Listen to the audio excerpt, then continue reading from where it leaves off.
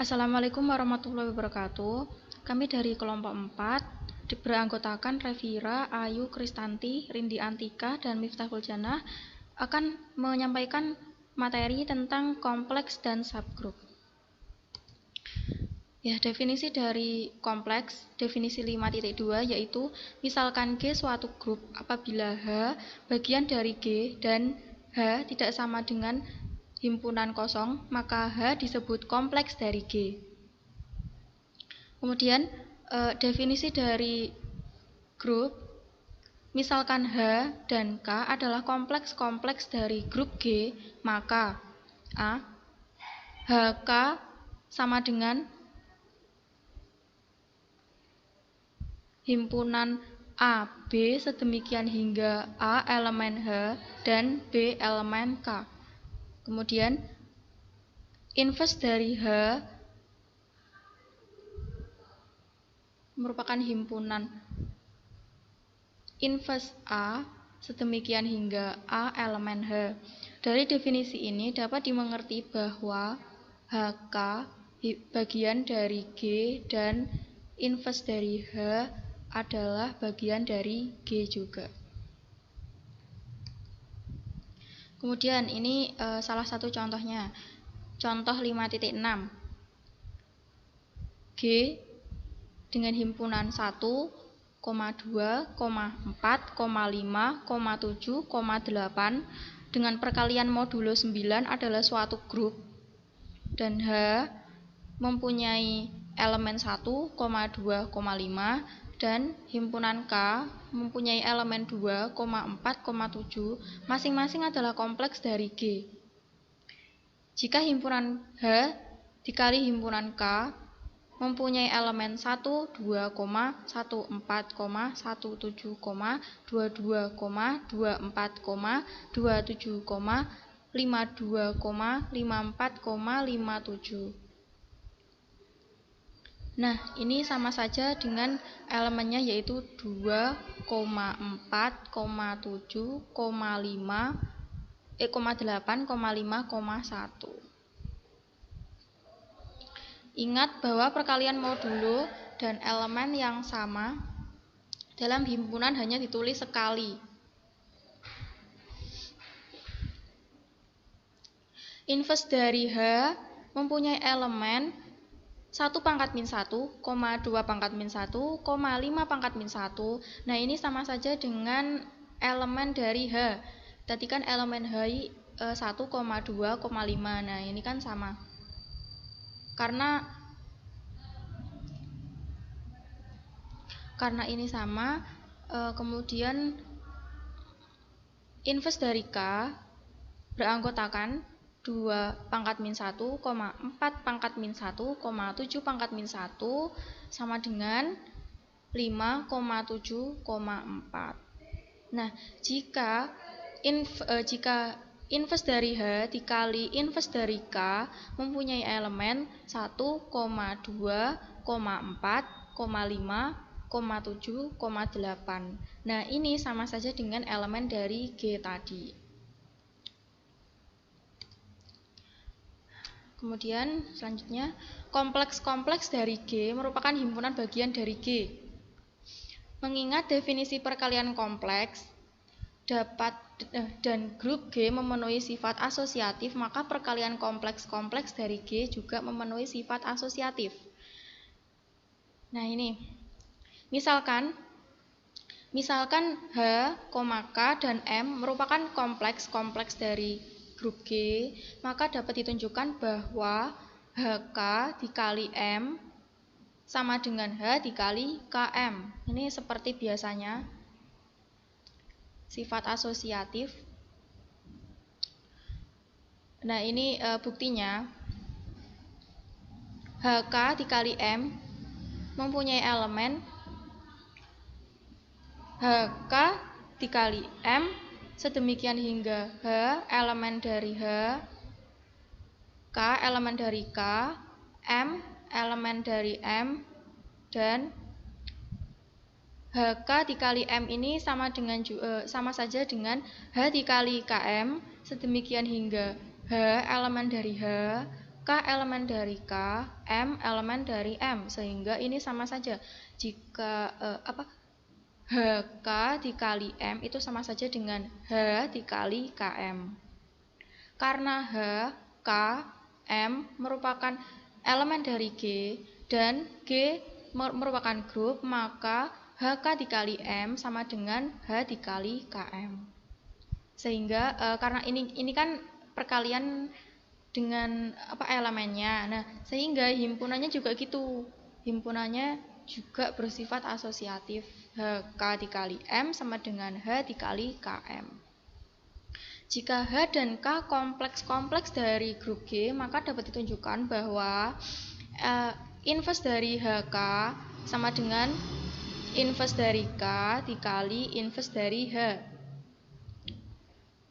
Nah, ini buktinya. Inverse dari HK mempunyai elemen inverse HK demikian hingga H elemen H dan K elemen K, dan inverse K dikali inverse H sama dengan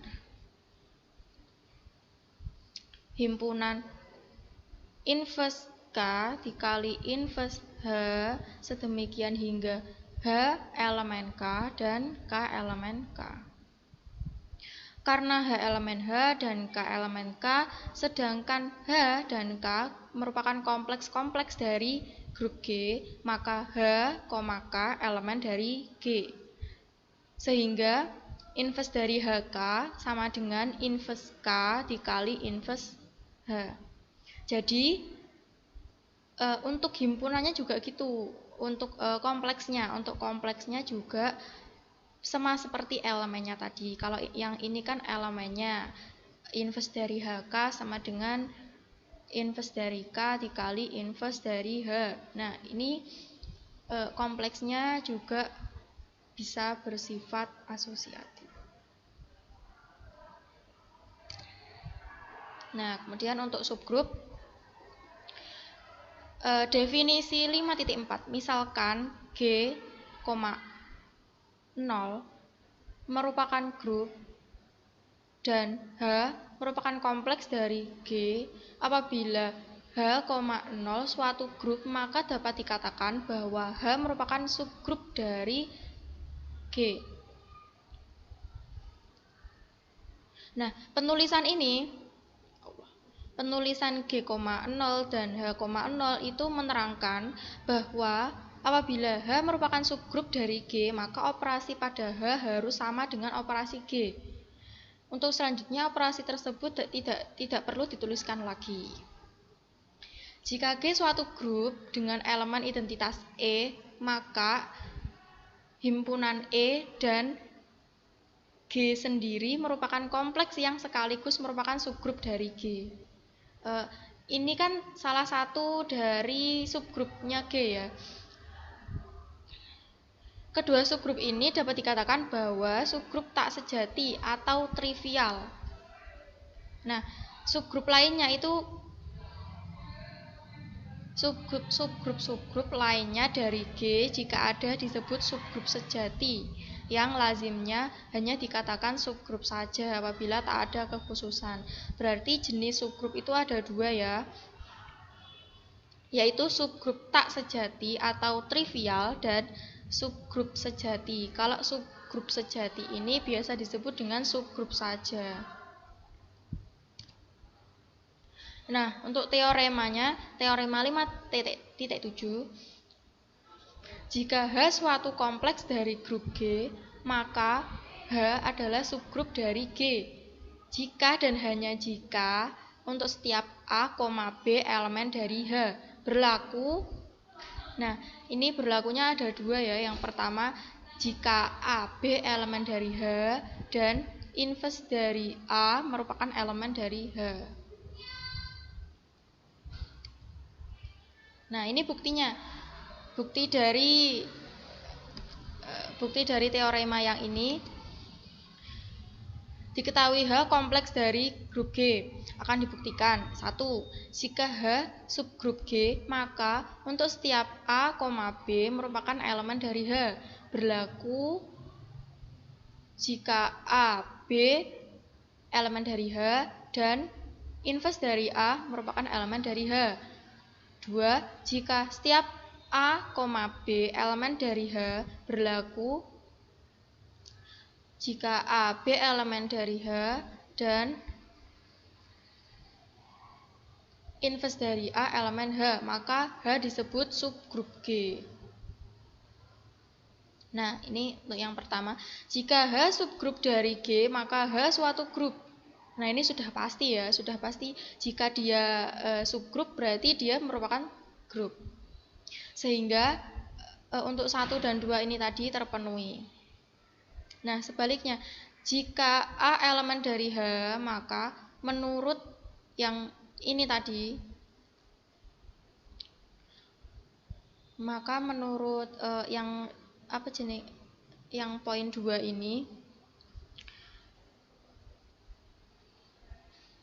itu tidak terpenuhi. Selanjutnya menurut yang satu ini, nah ini terpenuhi jika A, B, C elemen dari H dan H kompleks dari G, maka A, B, C merupakan elemen dari G. Sehingga AB dikali C sama dengan A dikali BC, yaitu memenuhi sifat asosiatif ya, seperti biasa. Sehingga dapat disimpulkan bahwa H suatu grup dan karena H kompleks dari G, maka H juga disebut subgrup dari G.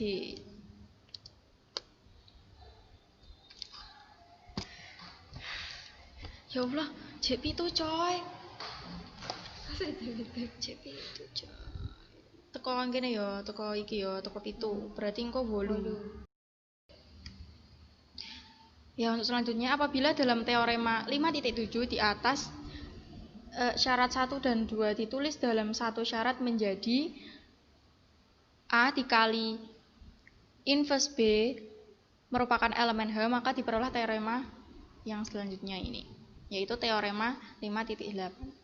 Jika H suatu kompleks dari grup G, maka H adalah subgrup dari G jika dan hanya jika untuk setiap A, B elemen dari H dengan A dikali inverse B elemen dari H. Nah, buktinya yang pertama, jika H subgrup dari G, maka H suatu grup. Sehingga apabila B elemen dari H, maka inverse dari B merupakan elemen dari H. Dan jika A elemen dari H, maka A dikali inverse B merupakan elemen dari H. Sebaliknya, jika A, B merupakan elemen dari H, menurut ketentuannya A dikali inverse A sama dengan E. Nah, E ini merupakan elemen dari H. Dan selanjutnya, E dikali inverse dari A sama dengan sama dengan inverse dari A. Nah, inverse A ini merupakan elemen dari H. Sedemikian pula, ini kan untuk A ya. Nah, ini untuk yang B. E dikali inverse dari B. Nah, ini sama dengan inverse dari B merupakan elemen dari H. Sehingga jika A dikali B, A dikali inverse dari B, nah ini diinverskan itu mendapatkan AB. Nah, AB ini merupakan elemen dari H. Akhirnya menurut teorema 5.7 maka H merupakan subgrup dari G.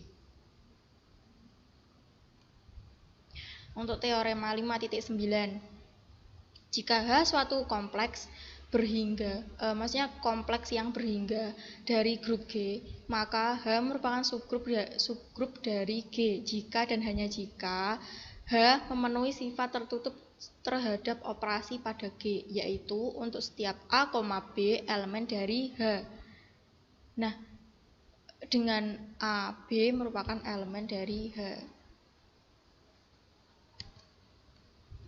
Untuk buktinya, Yang pertama, jika H subgrup dari G, maka menurut teorema 5.7 tadi, H itu memenuhi sifat tertutup.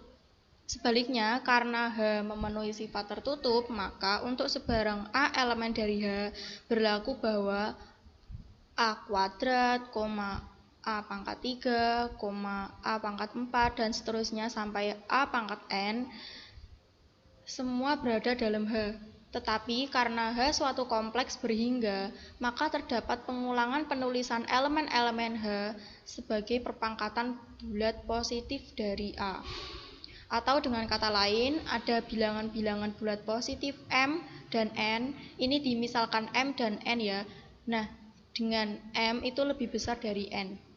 Demikian hingga A pangkat M sama dengan A pangkat N. Nah, jika dikalikan A pangkat M dikali A pangkat N ini sama dengan A pangkat N dikali A pangkat N. Nah, jika A pangkat M min N itu sama dengan E, elemen identitas. Nah, karena M itu lebih besar dari N, maka M dikurangi N sama dengan lebih dari 0. Atau sama saja ini N-nya pindah ruas ke sini, berarti M dikurangi N. Sehingga A pangkat M min N sama dengan E. Nah, E ini merupakan elemen dari H. Dan M dikurangi N dikurangi 1 lebih dari sama dengan 0. Akibatnya, A dikali A pangkat M min N min 1 sama dengan A pangkat M min N. Nah, ini juga sama dengan E, kemudian sama dengan lagi A pangkat M min N min 1 dikali A. Ini berarti bahwa A pangkat M min N min 1 itu sama dengan inverse dari A, di mana inverse dari A ini merupakan elemen dari H. Untuk selanjutnya, menurut teorema 5.7, karena untuk setiap A, B merupakan elemen dari H, dengan AB elemen dari H menurut ketentuannya tadi, dan inverse dari A merupakan H yang didapat dari sini tadi, maka H merupakan subgrup dari G. 3 teorema tentang subgrup di atas dapat dinyatakan dengan mensyaratkan pada perkalian dari kompleks-kompleksnya. Nah, yaitu dinyatakan dalam teorema berikut ini. Teorema 5.10. Jika H merupakan kompleks dari grup G, maka H adalah subgrup dari G jika dan hanya jika H dikali inverse dari H merupakan H. Nah, untuk buktinya, misalkan H merupakan subgrup dari G dan akan dibuktikan bahwa H dikali inverse dari H sama dengan H. Ambil sebarang. Nah, ini elemen dari H itu diambil sebarang X ya, dimisalkan X. Berarti X elemen dari H dikali inverse dari H. Maka X sama dengan A pangkat inverse B dengan A, B merupakan elemen dari H. Karena H merupakan subgrup dari G dan A, B merupakan elemen dari H, maka menurut teorema yang tadi, teorema 5.8, yang menyatakan bahwa A dikali inverse dari B, A dikali inverse dari B elemen H, sehingga X elemen dari H. Jadi, H dikali inverse dari H merupakan bagian dari H. Nah, ini menurut pernyataan yang pertama ya. Nah, kemudian ambil sebarang A elemen dari H. Karena H merupakan subgrup dari G, maka E merupakan elemen dari H. Sehingga A dikali inverse E sama dengan A. Nah, A ini merupakan elemen dari H dikali inverse dari H. Ini berarti bahwa H merupakan bagian dari H dikali inverse dari H. Ini pernyataan 2. Nah, dari pernyataan 1 dan 2 dapat disimpulkan bahwa H dikali inverse dari H sama dengan H. Sebaliknya, diketahui H dikali inverse H sama dengan H. Sehingga jika A, B merupakan elemen H, maka A dikali inverse B merupakan elemen dari H dikali inverse H. Dan karena H dikali inverse H merupakan H, dan A dikali inverse B merupakan elemen dari H, menurut teorema 8, H itu adalah subgrup dari G. Nah, untuk teorema 5.10 ini merupakan pernyataan lain dari teorema 5.8. Nah, untuk 5.7 itu dapat dinyatakan berikut ini, yaitu teorema 5.11. Jika H suatu kompleks dari grup G, maka H merupakan subgrup dari G jika dan hanya jika 1.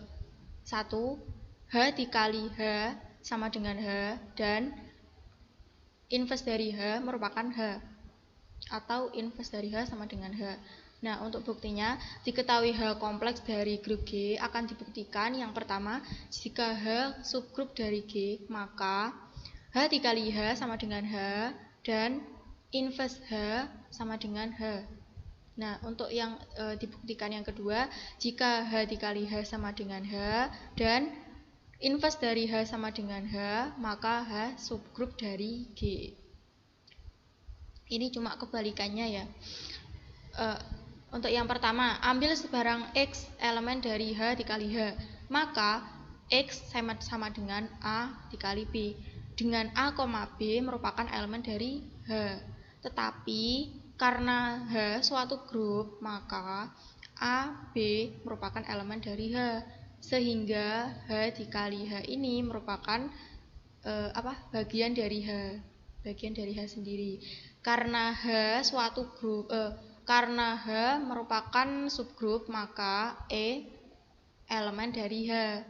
Dan jika A elemen dari H, maka E dikali A sama dengan A, dan A ini merupakan elemen dari H dikali H. Sehingga dapat diambil kesimpulan bahwa H itu bagian dari H dikali H. Jadi H dikali H sama dengan H. Ambil sebarang X dengan ketentuan X elemen dari inverse H, maka X sama dengan inverse A, dengan A merupakan elemen dari H, dan karena H subgrup, maka X sama dengan elemen X sama dengan inverse A merupakan elemen dari H. Ini kan sama ya ini. Sehingga inverse H merupakan bagian dari H. Karena H suatu subgrup, jika D elemen dari H, ini diambil misal lagi, jika D elemen H, maka inverse dari D merupakan elemen H.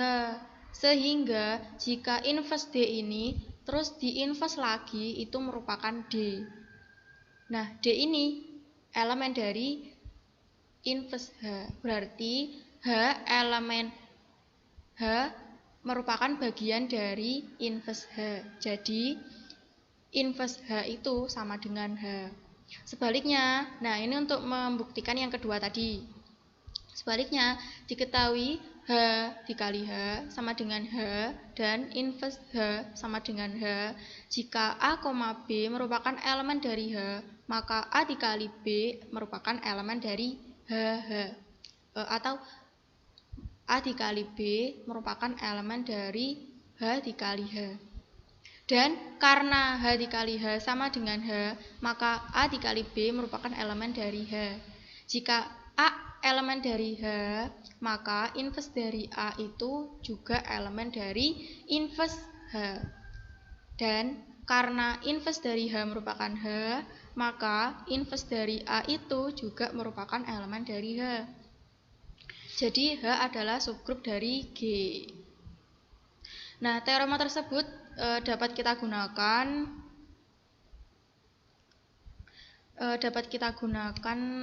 sebagai berikut.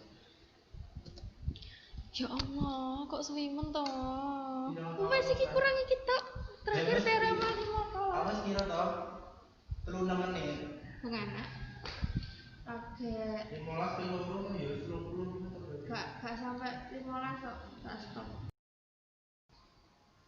Ya, untuk teorema 5.12, jika H dan K merupakan dua subgrup dari grup G, maka H dikali K merupakan suatu subgrup dari G jika dan hanya jika HK sama dengan KH. Ini komutatif ya.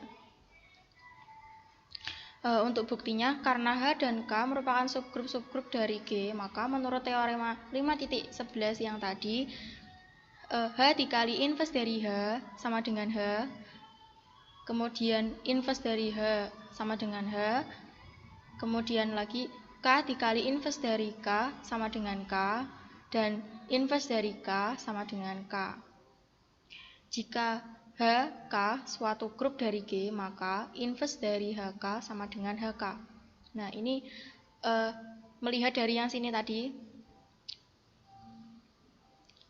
jika inverse dari H kan tadi sama dengan H. Nah, ini karena dia itu himpunannya kompleksnya adalah H dikali K, berarti inverse dari HK sama dengan HK. Karena inverse dari HK sama dengan K, inverse dari K dikali inverse dari H sama dengan K dikali H, maka HK sama dengan KH. Sebaliknya, untuk membuktikan bahwa HK merupakan subgrup dari G, kita dapat menunjukkan bahwa HK dikali inverse dari HK itu sendiri sama dengan HK. Nah, ini sesuai teorema yang 5.10 tadi. HK dikali inverse dari HK sama dengan HK dikali inverse dari K dikali inverse dari H. Nah, ini K-nya itu pindah ke sini, dan inverse dari H-nya itu dikeluarkan, berarti H dikali K dikali inverse dari K dikali lagi inverse dari H. Ini berlaku sifat asosiatif ya tadi. Kemudian karena K dikali inverse dari K tadi kan sama dengannya K ya, sehingga ini didapat HK dikali dikali inverse dari H. Nah, ini keterangannya. K dikali inverse dari K sama dengan K karena K subgrup dari G. Kemudian